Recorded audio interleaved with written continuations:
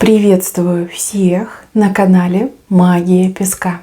Мои дорогие и любимые зрители, меня зовут Ольга, и сегодня для вас я сделаю отсыпочку на такую тему. Кто сегодня думал о вас и какие мысли у человека были? Ни о ком не думайте, просто загадайте на себя. И песочек все покажет сам. И кто думал, и что думал, и почему. Ну что, готовы? Давайте посмотрим.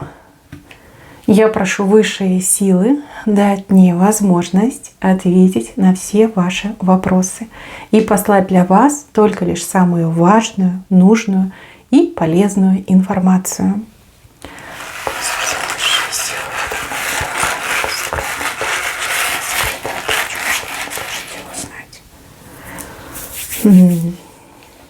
Драматично. Очень драматично. Здесь вот мужчину показали. Мужчина, мне идет, что плакал. Плакал из-за вас, плакал по вам. Слезы. Это слезы боли.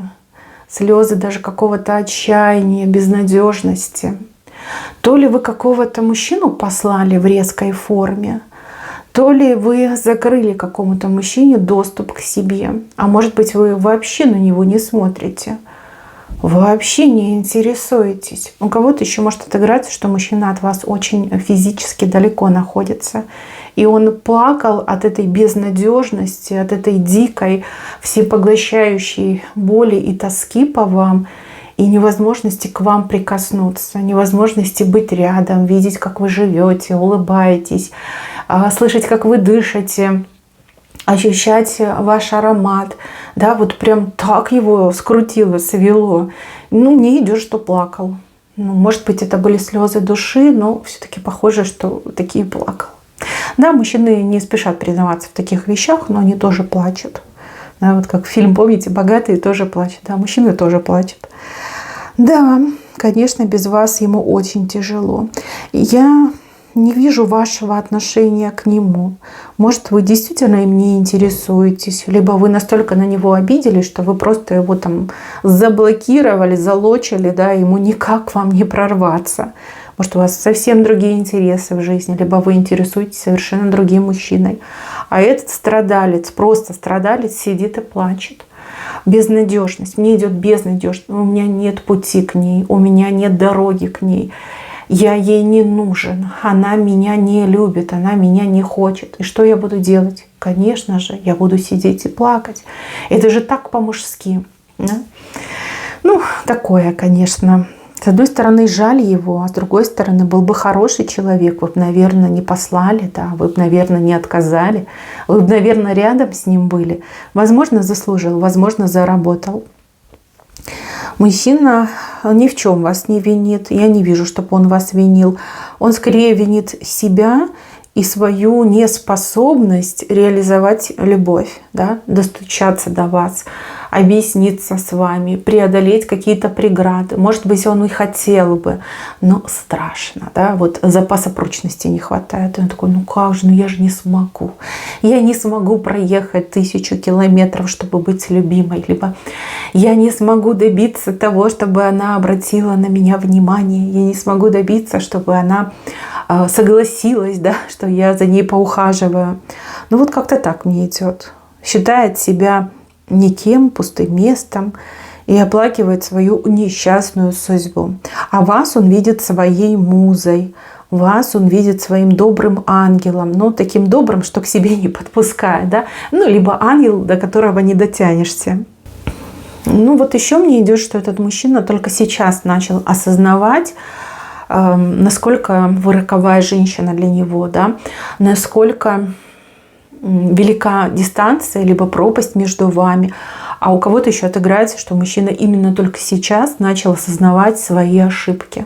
Да, возможно, вы были вместе, возможно, этот мужчина наделал ошибок, таких вот непростительных, непостижимых, безумных, каких-то вообще злобных даже, я бы сказала, травмирующих. И только сейчас начал осознавать, да, что вот это он сам виноват.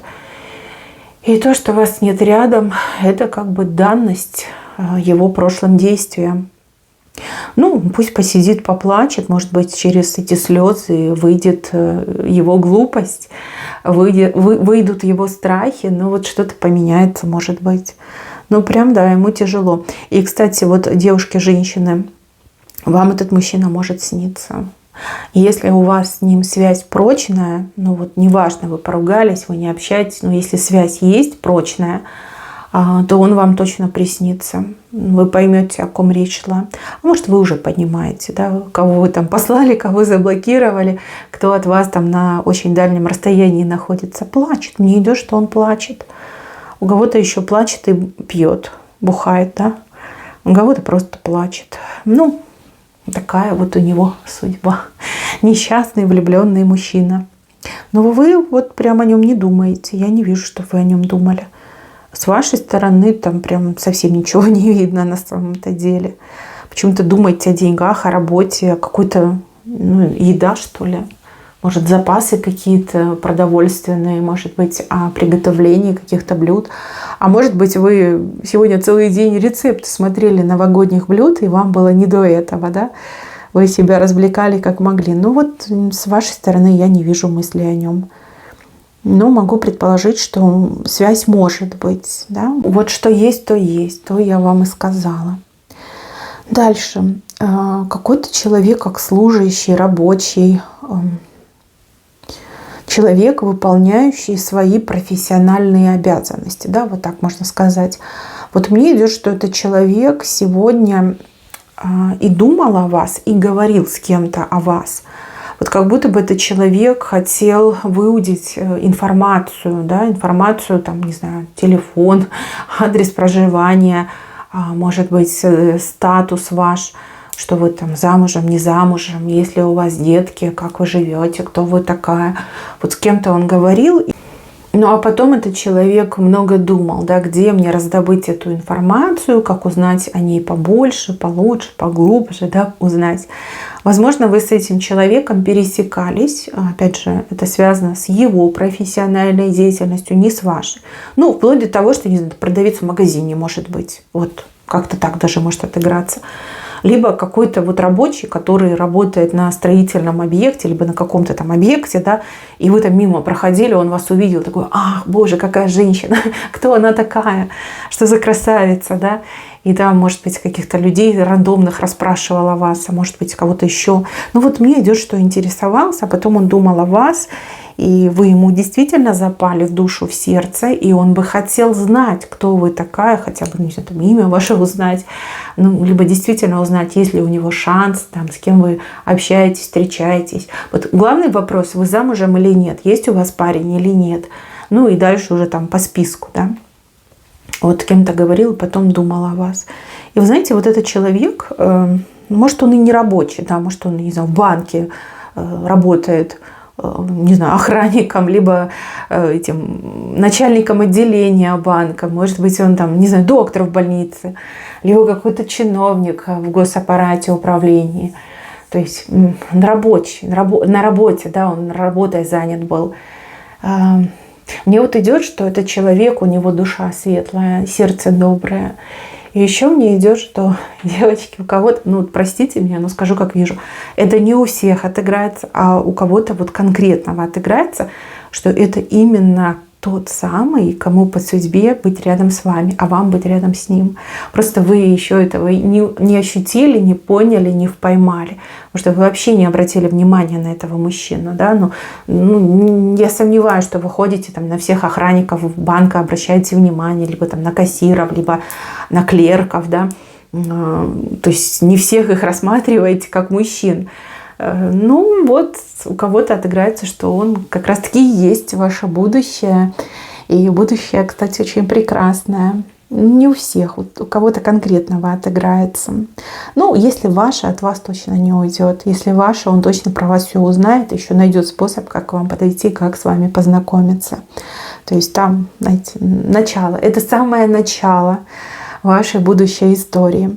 Ну, у кого-то просто, да, интересный, добрый мужчина увидел вас, вы ему очень понравились, какая-то вот необычная, очень привлекательная, энергетически наполненная. Он такой: красотка, красивая женщина. Что он узнает, что у вас есть там парень, да, либо что вы, допустим, да, с кем-то общаетесь, встречаетесь. И он такой: не буду лезть, да, раз она влюблена, раз у нее есть семья, я не полезу, я не буду разрушать отношения. Да, это все-таки по-разному отыгрывается. Так, еще сегодня о вас думала женщина, но эта женщина к вам очень плохо относится. Вы для этой женщины, кость в горле, я не знаю, как по-другому сказать. Вот настолько вы ей мешаете, что у нее даже эти судороги идут по телу, да, вот физическая боль ощущается. Вот настолько она неприязненно относится к вам. И вы знаете, еще мне идет, что вот что-то произошло буквально вот сегодня, вчера, позавчера, что стало для этой женщины как, не знаю, удар лопатой по голове, как обухом по голове ей дали. Вот что-то вы такое сделали, может быть, несознательно вы это сделали, да, как-то, произвольно, случайно, не думая о том, что вы ей наносите такой удар, но вы это сделали. И вот она, бедная, ходит, сама не своя, вся такая, знаете, вот болезненное выражение глаз, физическая боль ощущается, и вот она думает, что можно противопоставить, да, как контратаковать, да, либо смогу ли я вообще на это пойти, хватит ли у меня сил на это. Да, серьезно. А вы знаете, вы такая еще косточка необычная, а вы у нее поперек горла стали. Вот. Там никак, знаете, не проглотить, не срыгнуть, ничего не сделать, да, даже, наверное, доктора не помогут. И вот представляете, в каком состоянии человек, и не спать, не есть не может, расслабиться не может, и даже физически ощущает боль от вас, да. Но мне почему-то кажется, что вы как-то не замечаете эту женщину, либо вы не видите в ней соперницы, не видите в ней конкурентки, просто видите какую-то женщину со странным характером, со странными манерами, поведением. И как бы о ней не думаете, да, вы ее не рассматриваете, вам она как бы и никто.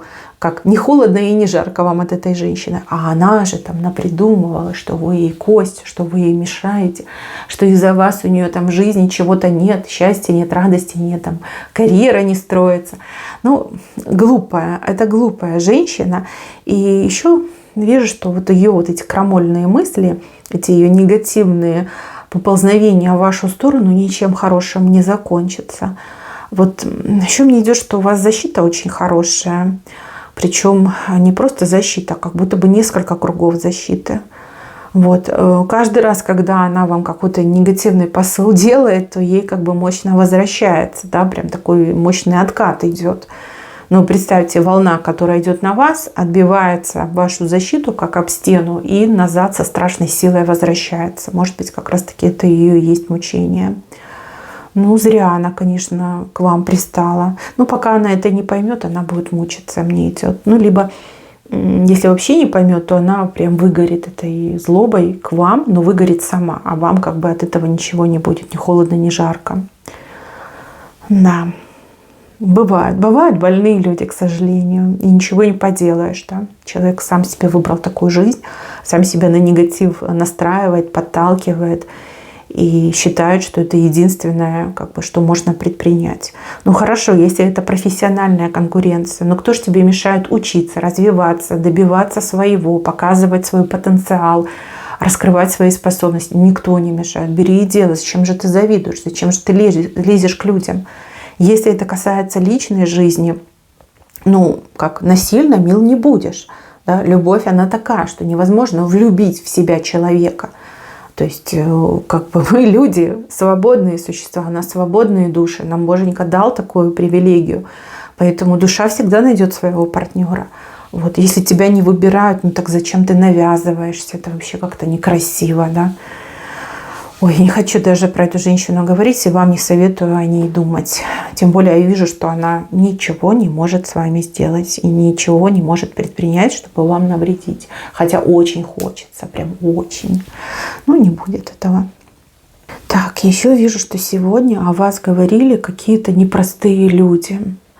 Люди, которые, Ну, либо это какие-то начальники, руководители, либо эти люди, они имеют ну, такое серьезное влияние. Влияние в обществе, да, может, еще какое-то влияние. Непростые люди, они как будто бы обсуждали вашу кандидатуру, рассматривали и обсуждали вашу кандидатуру. Честно скажу, там как-то все так непросто, там как 50 на 50. Либо вы куда-то как подходите, либо не подходите. То есть не до конца понятно, что с вами делать. То есть вроде и попадаете, но тоже, в то же время да, не попадаете. Там, ну, как 50 на 50 не идет. Там волевое решение надо. Волевое решение. Но почему-то эти люди, вот никто из них, их там трое, двое, да, не решился на это волевое решение. Что-то отложили вас. Отложили ваш кейс, отложили вашу кандидатуру. Но они к ней вернутся. И если вам сегодня икалось, вот как раз-таки эти люди, они прям дебаты вели, они там спорили по поводу вас. Но спорили не так, что кто-то против вас, а кто-то за вас. А скорее они спорили с теми категориями, в которые вы подходите, либо не подходите. Да, ну такой диспут был.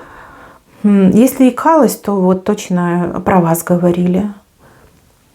Икота могла быть как и долгой, так и короткой, там пару раз могли икнуть, еще отрыгиваться вам могло, да, вот у кого-то более сильная, как я уже говорила, защита, да, тогда вы ощутили это как отрыгивание, да, вот обычно у вас нет отрыжки, а тут на тебе там несколько раз, и вы думаете, да что такое, что происходит, вот разговоры были о вас.